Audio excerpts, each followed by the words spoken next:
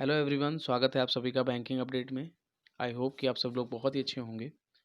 तो दोस्तों, लास्ट के 10 डेज़ बचे हैं हमारे पास एसबीआई पीओ प्री एग्जामिनेशन को लेकर।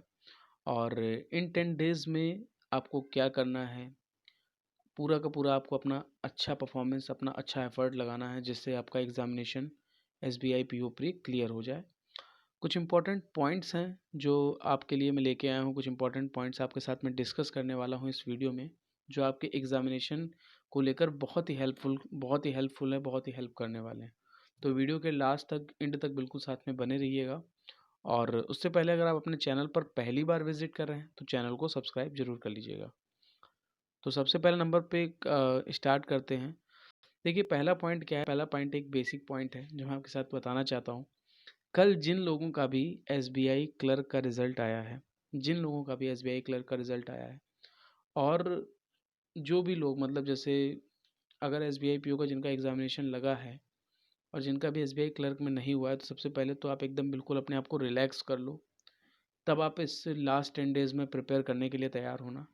क्योंकि यार ये सोचोगे कि एसबीआई में नहीं हुआ है, यार मैंने क्या एफ़र्ट लगाया, क्या मेरा कुछ रह गया, तो ऐसे प्रिपरेशन आपकी नहीं होने वाली है। ये जो लास्ट के 10 डेज़ हैं, आपको एकदम रिलैक्स रहना है। बहुत ही इम्पोर्टेंट है आप सभी के लिए, क्योंकि जब आप रिलैक्स रह के जब आप पढ़ाई करो जब आप रिलैक्स रह के पढ़ाई करोगे ना, तो आपका जो माइंड सेट है गोल को लेकर बहुत ही अच्छे लेवल पर होगा। तो पहले पॉइंट पे तो यही है। पहला पॉइंट मैं आपसे यही कहना चाहता हूँ कि भैया रिलैक्स रहो। जैसा भी रिजल्ट रहा आपका कोई बात नहीं, जो अपकमिंग एग्ज़ाम है आपको उस पर अच्छे से डेडिकेट होकर फोकस करना है। अब बात करते हैं पहले पॉइंट से। एक तरीके से ये भी पॉइंट था, लेकिन अब जो है बेसिक पॉइंट से आपको स्टार्ट करता हूँ मैं। तो जो पहला पॉइंट है हमारा वो है मॉक टेस्ट। अब बहुत से लोग कहेंगे मॉक टेस्ट मतलब, देखो मॉक टेस्ट मतलब क्या है। मॉक टेस्ट में ये लास्ट 10 डेज़ जो है ना, ये आपको इन्हीं चीज़ पर ही आपको डिपेंड करता है। अगर आप अभी भी किसी भी प्रकार का कोई कॉन्सेप्ट तैयार कर रहे हो, चाहे वो कॉन्ट से रिलेटेड हो, इंग्लिश से रिलेटेड हो या रीजनिंग से रिलेटेड हो, तो प्लीज़ बंद कर दो उस चीज़ को। अब आपके पास कॉन्सेप्ट पढ़ने का टाइम नहीं रह गया। जैसे आप सोचो कि यार मैं पार्टनरशिप का चैप्टर तैयार कर लूँ, उससे कॉन्सेप्ट तैयार कर लूँ, या रीजनिंग में वो सिलॉक्स तैयार कर लूँ, उससे कॉन्सेप्ट। तो ये आपके पास अब टाइम नहीं रह गया। जितना आपने पढ़ना था अभी तक पढ़ लिया। अब सिर्फ और सिर्फ जो आपका समय है ना, मेन समय, वो आपका मॉक टेस्ट पे है। ठीक है, मॉक टेस्ट को आपको लगाना है इन 10 दिनों में। अब एक मॉक टेस्ट लगाओ या आप 2 मॉक टेस्ट लगाओ, वो आपके ऊपर डिपेंड है, आपकी कैपेसिटी के ऊपर डिपेंड है। मैं ये भी नहीं कहता हूँ कि आप एक से ज़्यादा मॉक लगाइए एक दिन में, क्योंकि आपको मॉक में जब आप परफॉर्मेंस अपनी अच्छी दोगे, तभी आप दूसरे मॉक के लिए भी जाओगे। वरना अगर आप पहले मॉक में ही आपके नंबर कम आ गए, तो कहीं ना कहीं आप डिमोटिवेट हो जाओगे कि यार हमसे तो हो ही नहीं पा रहा, हम नेक्स्ट मॉक में क्या करने जा रहे हैं। उसके बाद जो आपका सेकंड पॉइंट है, अगर मैं उसकी बात करूँ, तो सबसे मेन और अहम वो है एनालिसिस। अब देखिए, बहुत से लोग क्या करते हैं कि मॉक्स तो दे देते हैं, लेकिन जब एनालिसिस का टाइम आता है ना, तो वो कहीं ना कहीं पीछे हटते हैं। एनालिसिस में उनको इंटरेस्ट नहीं होता है, क्योंकि डेफिनेट बोरिंग पार्ट होता है। लेकिन यही आपका एक ऐसा पार्ट है जो आपको मॉक्स में हेल्प करता है आने वाले टाइम पे। आप सपोज कर लीजिए कि आज आपके 40 मार्क्स आ गए, एक मॉक आपने दिया और आपने 40 मार्क्स आपके आए, ठीक है। तो अब आप यहाँ पर जब आप एनालिसिस उस मॉक को अच्छे से डीपली एनालिसिस करोगे बेहतर तरीके से, तभी आप नेक्स्ट मॉक में आप देखोगे कि आपके नंबर कुछ इम्प्रूव हो रहे हैं। गलतियाँ आप नहीं दोहराओगे आगे मॉक में। अगर वही सेम चीज़ अगर आप मॉक्स में गलतियाँ दोहराते, उसी चीज़ को लेकर अगर आप बार बार गलतियाँ अपनी दोहराते जाओगे, रिपीट करते जाओगे, तो आप चाहे 50 मॉक लगा डालो, उसका कोई फ़ायदा नहीं है। और अगर आप एक प्रॉपर मॉक को भी अच्छे बेहतर तरीके से लगाओगे, तो 10 मॉक भी आपके लिए बहुत कुछ है, बहुत कुछ है। तो एनालिसिस बहुत इंपॉर्टेंट है। अब सवाल यहाँ पर लोगों का आता है, सबसे बड़ा सवाल ये आ जाता है कि सर एनालिसिस करना कैसे? एनालिसिस सर हमको नहीं पता कैसे करना है। तो मैं आपको ये भी बताना चाहता हूँ थर्ड पॉइंट में, कि देखिए एनालिसिस करने का सबसे बेस्ट तरीका ये होता है कि एनालिसिस में आप जो है पूरा मतलब पार्ट्स में डिवाइड कर लो। एक पार्ट आप अपना बनाओ कि जो आपने क्वेश्चन जो है सही किया है, विद इन टाइम किया है, ठीक है। आप उन क्वेश्चन को पहले नंबर पे सेलेक्ट करो कि जो आपका स्ट्रॉन्ग सेक्शन है, ठीक है। जैसे सपोज़ कर लीजिए, जैसे मैं अगर बात करूँ तो रीज़निंग में आपकी इनइक्वालिटी बहुत अच्छी है, और आप विद इन टाइम, जो मतलब एक प्रॉपर टाइम लगता है, अगर आप उसमें बना लेते हो, ठीक है, तो वो आप स्ट्रॉन्ग सेक्शन में अपना लिखो। उसके बाद आप सेकंड, आप जो आपका जो दूसरा मतलब है वो क्या है कि आपका जो थोड़ा-सा वीक सेक्शन है, मतलब जिसमें आप कमज़ोर हो। जैसे सपोज़ कर लीजिए कि आपने कोई पज़ल अटेम्प्ट करी। मैं एक एग्ज़ाम्पल के तौर में बात करता हूँ कि आपने circular base interfacing outer facing की आपने पज़ल बनाई, ठीक है? आपने उस पज़ल पे अपना टाइम भी स्पेंड किया, साथ ही साथ आपकी वो पज़ल गलत भी हो गई। तो ये आपका वीक पॉइंट हो गया, ठीक? ये आपने बनाया उस मॉक का मैं बता रहा हूँ, जब एक मॉक की प्रॉपर एनालिसिस करना है।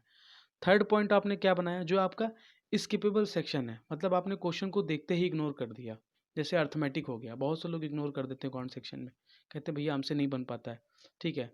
अर्थमेटिक हो गया, या आपने सिलॉक्स का आपका कोई दो नया पैटर्न आ गया, आपने कहा ये भैया हमारे समझ से परे है, ठीक है? या इंग्लिश में आपका जैसे आरसी में कोई क्वेश्चन आपका रह गया, या फिलर में रह गया, ठीक है? जैसे कुछ टॉपिक हैं कोर कॉन्सेप्ट के, कुछ जो टॉपिक हैं आपके, कुछ आपने जो आपके स्किपेबल टॉपिक हैं, जो आपको नहीं समझ में आए, तो अब जब आपको एनालिसिस करनी है तो आपको ये तो मालूम है कि जो आपका स्ट्रॉन्ग पार्ट है, स्ट्रॉन्ग सेक्शन है, वो तो आपका स्ट्रॉन्ग है, और उस स्ट्रॉन्ग सेक्शन को आपको और बेहतर करना है। ये नहीं मैं कह रहा हूँ कि अगर जो आपका स्ट्रॉन्ग है तो आप उसको इग्नोर मारो, ऐसा नहीं है। फिर वो आपका वीक में चला जाएगा, फिर आपको उसमें टाइम स्पेंड बहुत होने लगेगा। आगे आप देखोगे कि जहाँ आप 1.5 मिनट में इक्वालिटी बनाते थे, वहाँ आप 2 मिनट 3 मिनट लगाओगे, अगर आप उस पर ध्यान नहीं दोगे। तो वो भी आपको प्रैक्टिस में लेके आना है, करते रहना है वो चीज़, उसको छोड़ना नहीं है। अब सवाल आता क्या है वीक पॉइंट पे आपका, कि जो आपने मतलब किया, जिस पे आपने टाइम दिया और वो चीज़ आपकी सही नहीं हुई, तो वहाँ पर आपको उसका थोड़ा-सा कहीं न कहीं ध्यान देना है कि अगर इस टाइप का जैसे सर्किल आपका आ गया इंटर फेसिंग, आउटर फेसिंग, तो आप उसकी अच्छे से प्रैक्टिस कर लो, और आपको ये ज़हन में आपके दिमाग में होना चाहिए कि यार ये क्वेश्चन अगर आता है तो मैं इसको बाद में अटेम्प्ट करूँगा। अगर एग्ज़ाम हॉल में क्वेश्चन आ गया, तो मैं इसको बाद में कहीं न कहीं अटेम्प्ट करूँगा, या आप उसके कोर क कॉन्सेप्ट को थोड़ा-सा पढ़ लो, उसको समझ लो, उसकी प्रैक्टिस कर लो जब तक एग्ज़ामिनेशन आपका आता है। अब स्किप पार्ट का जो है, अब लोग स्किप पार्ट की मैं अगर बात करता हूँ, देखिए अब एग्ज़ाम के रिगार्डिंग अगर बात करें तो टाइम तो कहीं न कहीं कम है। तो जो स्किप सेक्शन है आपका, स्किप सेक्शन, उस पे आप थोड़ा-सा कहीं न कहीं थोड़ा-सा आप ध्यान दे लो, लेकिन कॉन्सेप्ट पढ़ने का अब आपके पास टाइम नहीं रह गया। तो ये है कि आपको ये मालूम है कि हाँ, अगर स्किप सेक्शन हमारा आ गया, इस टाइप में क्वेश्चन आ गया, तो हमको इसको स्किप ही करना है। ठीक है? या अगर उसके कॉन्सेप्ट जैसे सपोज़ कर लीजिए मैं अगर बात करूँ, सपोज़ कर लीजिए कि आपको बोट एंड स्ट्रीम का क्वेश्चन आ गया, और आपने अभी तक मॉक में उसको स्किप ही किया है। तो कहीं न कहीं क्या है कि आप जानते हैं कि बोट एंड स्ट्रिप में 3 से 4 कॉन्सेप्ट ही हैं। तो आप उसको थोड़ा कहीं न कहीं पढ़ लो, जब तक आपके पास थोड़े दिन बचे हैं। ज़्यादा नहीं, मैं आधा 1 घंटा देने की बात कर रहा हूँ, ठीक है? तो क्या है, इससे आपका 1-2 नंबर जो है आपका परफेक्ट हो जाएगा एग्ज़ामिनेशन को लेकर। तो ये हाँ, ये है कि हाँ, ये एक स्किप सेक्शन हमने तैयार कर लिया। तो इस टाइप में आपको एनालिसिस करनी है, अच्छे से, डीपली तरीके से, ठीक है? चौथा पॉइंट मैं बात करता हूँ जो बहुत ही इम्पोर्टेंट है, और अगर आप कोशिश करें तो चाहे अभी से ही आप इस चीज़ को अप्लाई करें, या आप लास्ट जब आपके पास एग्ज़ाम से 5 दिन पहले बचे, वो आपका आ जाता है memory base paper. Memory base यानी प्रीवियस ईयर पेपर जितने भी हैं आपके, ठीक है? एसबीआई के रिगार्डिंग 2020 का एग्ज़ाम होने वाला है, 19 का, 18 का, 17 का और 16 का। ये 4 साल के आप मेमोरी बेस पेपर बहुत आराम से, अच्छे से, बेहतरीन तरीके से आप इसको लगा डालो। बहुत आराम से लगा डालो। अगर आपको मेमोरी बेस कहीं से भी नहीं मिल रहा है, तो ये हमारा टेलीग्राम का लिंक है, बैंकिंग अपडेट वाईटी। आप सर्च मारिएगा टेलीग्राम पे जाके सर्च बार में, वहाँ पर हमारे चैनल को फॉलो कीजिएगा। सारे मेमोरी बेस पेपर, चाहे एसबीआई के रिगार्डिंग हो या अदर बैंक एग्ज़ाम के रिगार्डिंग हो, पूरे आपको हमारे चैनल पर मिल जाएंगे। बस आपको स्क्रॉल करना है। ओके फ्रेंड्स, तो मेमोरी बेस पेपर सबसे इम्पॉर्टेंट है, ये बिल्कुल भी इग्नोर नहीं करना है, क्योंकि ये आपका बेड़ा पार लगाएगा एग्ज़ाम में, ठीक है? उसके बाद पाँचवा पॉइंट मैं बात करता हूँ। अब पाँचवें पॉइंट की बात करते हैं, कुछ कोर कॉन्सेप्ट टॉपिक हैं उसके बारे में। एक इंग्लिश की सबसे पहले नंबर पे बात करते हैं। देखिए इंग्लिश में क्या है, जो एक तरीके से अगर बात करें तो बैंकिंग एग्ज़ाम को लेकर सबसे ज़्यादा बड़ा हवा जो है लोगों के लिए, वो इंग्लिश सेक्शन ही है। सर इंग्लिश नहीं कवर होती है, ठीक है? कोई कह दे कि आपसे कि भैया ऐसा है बिना ग्रामर पढ़े इंग्लिश नहीं होना, तो बिल्कुल सही है। लेकिन एक चीज़ मैं भी आपसे कह रहा हूँ कि बिना ग्रामर पढ़ के आप इंग्लिश भी पास कर सकते हो। उनका भी कहना सही है, मेरा भी कहना सही है, ठीक है? ग्रामर पढ़ सकते हो आप, लेकिन आप उसको रट्टा पर्पस के हिसाब से आपको नहीं पढ़ना है। ग्रामर को ग्रामर के हिसाब से पढ़ना है।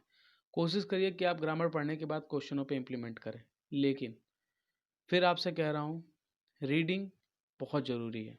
खैर फिलहाल वो बाद में बात करेंगे, जब कभी स्ट्रेटजी को लेकर बात करेंगे इंग्लिश की। पहले इंग्लिश में समझते हैं जो कोर कॉन्सेप्ट, जो टॉपिक हैं आपके, जो एग्जामिनेशन में गलत नहीं होने चाहिए एसबीआई के। पहला है आपका आरसी।